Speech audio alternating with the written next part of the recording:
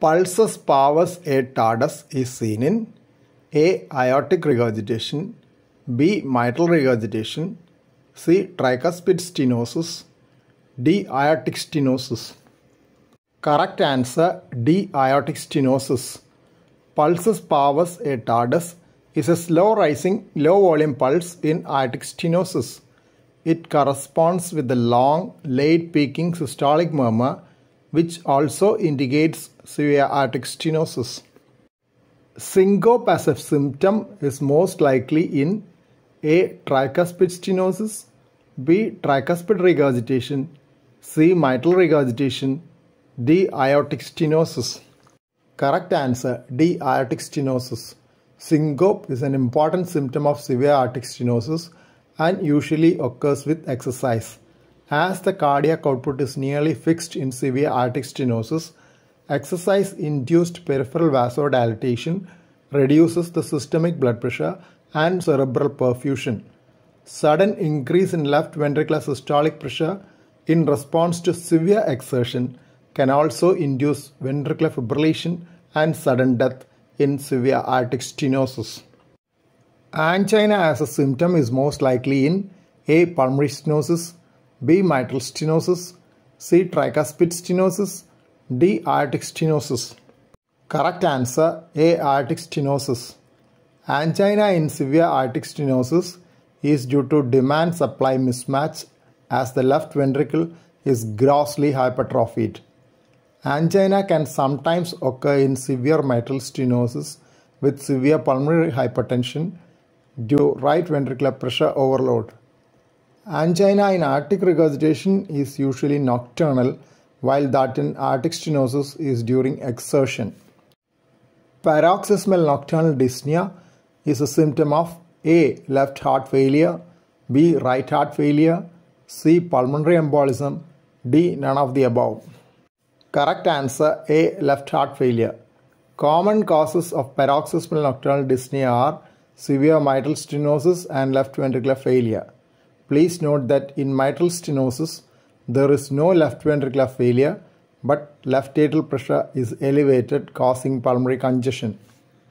Dyspnea in valvular heart disease usually denotes A. Elevated left atrial pressure, B. Elevated left ventricular systolic pressure, C. Elevated right atrial pressure, D. Elevated right ventricular diastolic pressure.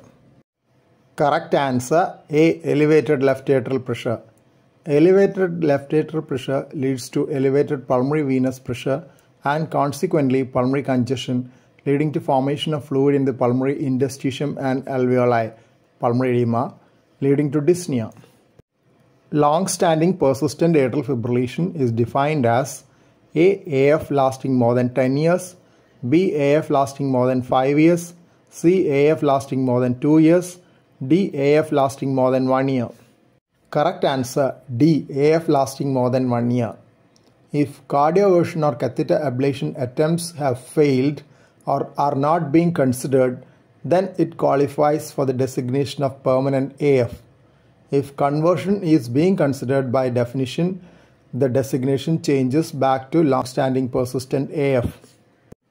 True statement regarding risk of stroke in non-valvular versus rheumatic valvular atrial fibrillation. A. Risk of stroke in rheumatic valvular AF is 17 times higher than age-matched controls.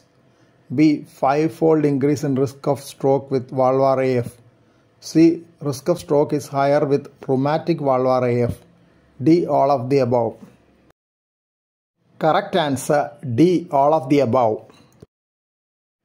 Risks of atrial fibrillation include A. Precipitation of heart failure, B. Stroke, C. Poor quality of life due to lowered cardiac output, D. All of the above. Correct answer D. All of the above. Atrial fibrillation reduces cardiac output, especially in those with reduced left ventricular compliance, as the role of atrial contraction in ventricular fibrillation is more important in them. Thromboembolic stroke is one of the most dreaded complications of atrial fibrillation. Type of LVH in mitral regurgitation is A. Eccentric hypertrophy, B. Concentric hypertrophy, C. Asymmetric hypertrophy, D. None of the above. Correct answer A. Eccentric hypertrophy. Eccentric hypertrophy is dilatation of left ventricular cavity with thickening of the wall and occurs in regurgitant lesions like mitral regurgitation and aortic regurgitation. Concentric hypertrophy is without dilatation of cavity as occurs in stenotic lesions, aortic stenosis, coarctation of aorta, and hypertension. Asymmetric hypertrophy of septum is characteristic of hypertrophic obstructive cardiomyopathy.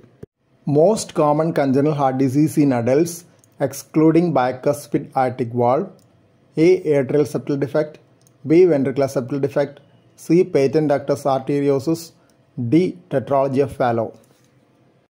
Correct answer A. Atrial septal defect. Most common congenital heart disease at birth is ventricular septal defect.